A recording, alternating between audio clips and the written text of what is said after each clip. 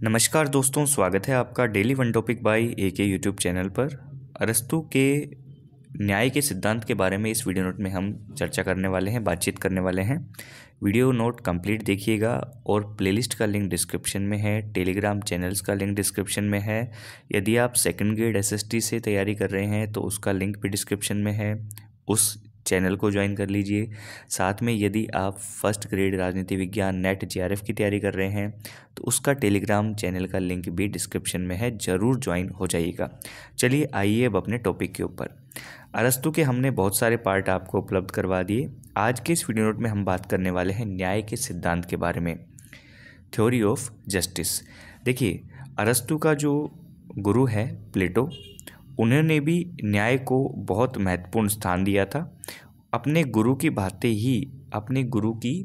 ही अरस्तू भी न्याय को राज्य का मूल आधार तत्व स्वीकार करता है और अरस्तू भी मानता है कि न्याय की उचित व्यवस्था के बिना राज्य व्यवस्था सही तरीके से ज़्यादा समय तक नहीं टिक सकती। इसी अवधारणा पर अरस्तू अपने न्याय के सिद्धांत देता है, ठीक है। और इस न्याय के सिद्धांत को वो लेकर चलता है और जिस प्रकार से वो न्याय के सिद्धांत को बताता है उसको हम इस वीडियो नोट में आपसे बातचीत करने वाले हैं। देखिए, अरस्तू के न्याय के सिद्धांत के बारे में हम बात करें दोस्तों, तो अरस्तू का न्याय समस्त सद्गुणों का एक समूह मानता है। अरस्तू अपने न्याय को मानता है कि जो सद्गुण हैं, जो अच्छे विचार हैं, अच्छे जो कार्य करने के तरीके हैं, उन सभी का एक क्या है, समूह है। उन सभी का क्या है, एक समूह है। जितने भी सद्गुण हैं, उन सभी सद्गुणों का एक समूह है क्या, न्याय। अरस्तू ये मानता है। एक अर्थ में यह भी प्रतीत हुआ कि यह सद्गुणों में भी सबसे श्रेष्ठ होता है। सद्गुणों के जितने भी प्रकार हैं उनमें हम देखें तो न्याय जो है अरस्तू के विचारों में सबसे श्रेष्ठ प्रतीत होता है, ठीक है। ये कौन कहते हैं, अरस्तू कहते हैं। यदि राज्य में न्याय उपस्थित है, स्थापित है, तो राज्य विकारग्रस्त होने से बचता है। मतलब राज्य में किसी भी प्रकार की गलत परंपरा नहीं पड़ती या फिर किसी भी प्रकार से कोई भी एक दूसरे का गलत फ़ायदा नहीं उठा सकता। विकार होने से बचता है और राजनीतिक जीवन स्वस्थ व कल्याणकारी स्थापित हो जाता है। यही तो न्याय चाहता है। न्याय का उद्देश्य क्या रहता है कि भाई राज्य में जीवन जो है वो कल्याणकारी हो, राज्य की नीतियाँ कल्याणकारी हो, सभी लोग अपने आराम से जीवन व्यतीत कर सकें, एक दूसरे के साथ चल सकें, और न्याय सद्गुणों में भी श्रेष्ठ है, ऐसा माना गया, ठीक है। अब अरस्तू ने अपने न्याय का स्वरूप जिस ग्रंथ में स्पष्ट किया है, देखो इसमें फैक्ट भी है, इसमें थ्योरेटिकल भी है। ध्यान से देखते जाइएगा, जो वीडियो नोट पूरा देखेगा जरूर उसका कंसेप्ट क्लियर होगा, ठीक है। 2-3 मिनट देख के चले जाओगे और ऐसे ही देखते रहोगे तो फिर कुछ भी नहीं होने वाला। न्याय का स्वरूप जिस ग्रंथ में स्पष्ट किया गया है उसका नाम क्या है, एथिक्स। मैंने आपको जो 1 लाइनर प्रश्न दिए थे उसमें भी मैंने इसका जिक्र किया था कि अरस्तू ने अपने एथिक्स नामक ग्रंथ में न्याय के स्वरूप को परिभाषित किया है, प्रदर्शित किया है, ठीक है। तो ये हमें समझ में आया कि न्याय यदि उपस्थित होगा तो राज्य क्या होगा, कल्याणकारी होगा और सही तरीके से वहाँ पर व्यवस्था बन सकेगी। अरस्तू न्याय को 2 भागों में विभाजित करता है। कितने भागों में विभाजित करता है, 2 भागों में विभाजित करता है मोटा मोटी तौर पर। पहला है सामान्य न्याय और दूसरा है विशिष्ट न्याय। बिल्कुल सरल सा है कि अरस्तू का न्याय का सिद्धांत या अरस्तू का न्याय कितने भागों में विभाजित है मुख्य तौर पर, तो मुख्य तौर पर 2 भागों में विभाजित है। कितने भागों में, 2 भागों में विभाजित है, ठीक है। एक तो हो गया सामान्य यानी जनरल और दूसरा हो गया विशिष्ट यानी पार्टिकुलर, ठीक है, GP, ओके।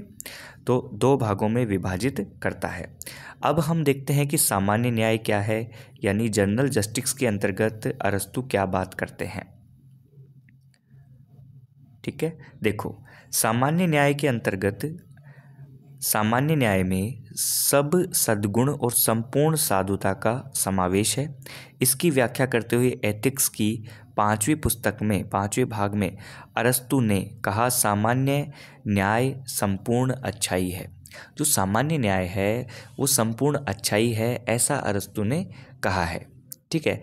अब जो अरस्तु के अनुसार जो संपूर्ण अच्छाई है जिसमें सब सद्गुण हो, ठीक है, सब कुछ सद्गुण हो, कुछ भी बुराई ना हो, तो एथिक्स की 5वीं पुस्तक में अरस्तु ने ये विवरण दिया है कि सामान्य न्याय संपूर्ण अच्छाई है, यह पूर्ण रूप से संपूर्ण अच्छाई है क्योंकि यह संपूर्ण अच्छाई का अभ्यास है, ऐसा अरस्तु कहते हैं।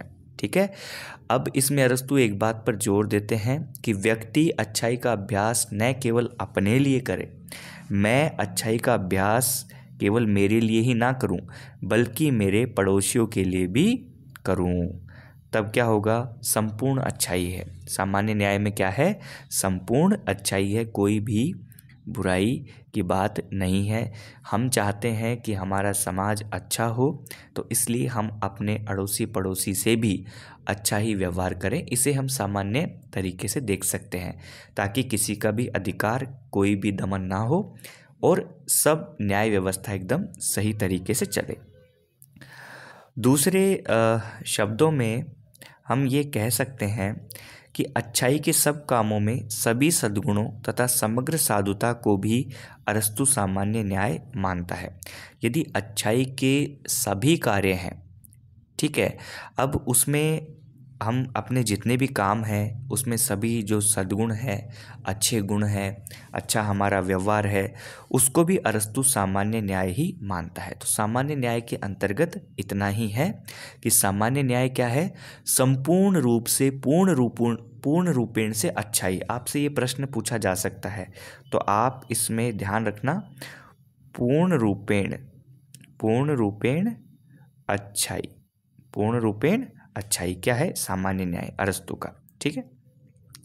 अब चलते हैं अरस्तु के दूसरे भाग पर जो है विशिष्ट न्याय। विशिष्ट न्याय यानी पार्टिकुलर जस्टिस क्या है। तो अरस्तु ने विशिष्ट न्याय जो भाग है इसको भी अरस्तु 2 भागों में बताते हैं। पहला है वितरणात्मक न्याय और दूसरा है सुधारात्मक न्याय। ठीक है।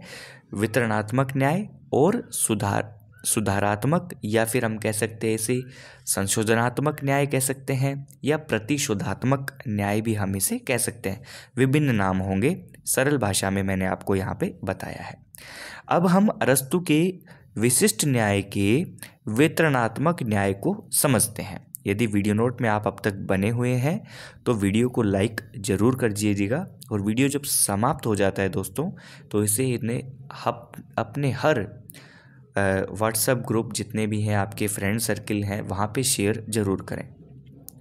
वितरणात्मक न्याय से तात्पर्य होता है कि राज्य नागरिकों के प्रति सम्मान, लाभों का बंटवारा न्यायपूर्ण तरीके से करे।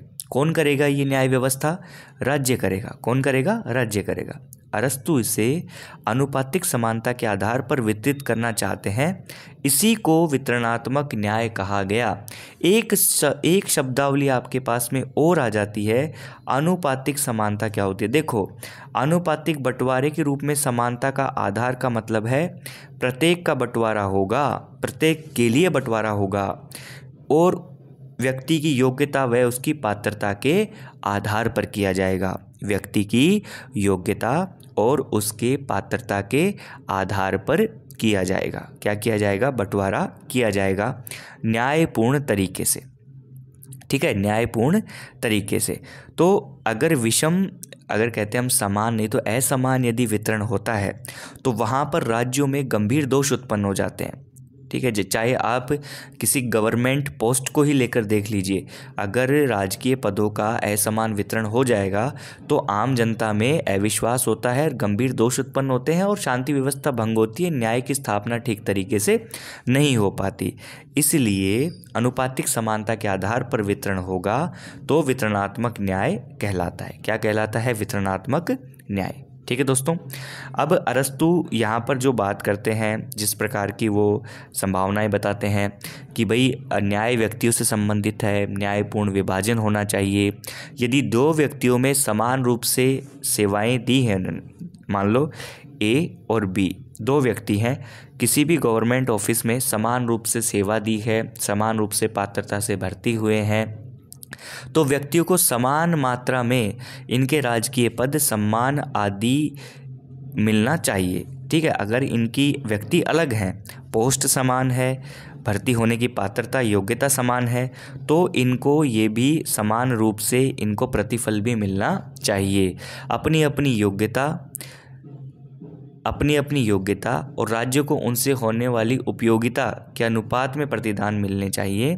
इन्हीं दोनों स्थितियों में अनुपातिक न्याय के सिद्धांत का पालन होगा। अनुपातिक न्याय के सिद्धांत का पालन होगा तो फिर कौन से न्याय का पालन होगा?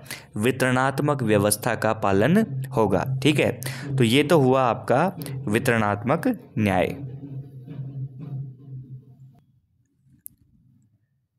नेक्स्ट है अरस्तु का संशोधनात्मक न्याय। इसे हम देखते हैं। ये सिंपल सा है, इसमें आपको मैं सीधे तरीके से समझा देता हूँ कि राज्य इसके अंतर्गत अपने नागरिकों के पारस्परिक संबंधों को निर्धारित करता है, व्यक्तियों के पारस्परिक व्यवहारों को सही रखता है, व्यक्तियों में किसी प्रकार का भेदभाव नहीं किया जाता। जैसे पीड़ित है, कोई पीड़ा में है, जिसके साथ गलत कार्य हुआ है या फिर जिसका हनन हुआ है, और एक हुआ दुष्ट जिसने कि ये कार्य किया है, इन दोनों के लिए ही न्याय प्रिय कार्य किया जाएगा राज्य के द्वारा। यह न्यायाधीश का विचार क्षेत्र है। वह किसी भी पक्ष को होने वाली हानि की पूर्ति भी यहाँ पर करवाई जाती है। हम इसके अंतर्गत ये देखते हैं, यदि कोई दो टीम है, ए और बी, दोनों में किसी व्यापार के लिए कॉन्ट्रैक्ट हुआ है, समझौता हुआ है, एक उसकी शर्त ठीक तरीके से पालन नहीं करता, तो यहाँ पर न्यायालय ये कार्य कर सकता है कि उसमें अपनी न्यायालय का, न्यायाधीश का विचार क्षेत्र है, उसमें जो कार्रवाई होगी, जो दोषी पाया जाएगा उसको दंड देगा, और जिसके साथ में जिसका नुकसान हुआ है उसको भरपाई भी करवाएगा। कौन? राज्य करवाएगा। उस नागरिक की, उस फर्म की, उस कंपनी की भरपाई भी करवाई जाएगी यदि एक नागरिक दूसरे को हानि पहुंचाता है। तो इस न्याय व्यवस्था में यदि हम जब देखते हैं जो ये संशोधन वाला न्याय है, सुधारात्मक जो न्याय है, इसके अंतर्गत यदि हम देखते हैं, इसको हम सुधारात्मक भी कह सकते हैं। सुधारात्मक, ऊपर हमने सुधारात्मक कहा है, तो सुधारात्मक जो न्याय है, इस न्याय को व्यवहार में लाते ही व्यक्तियों में किसी भी प्रकार का भेदभाव नहीं किया जाता, समान समझाता है।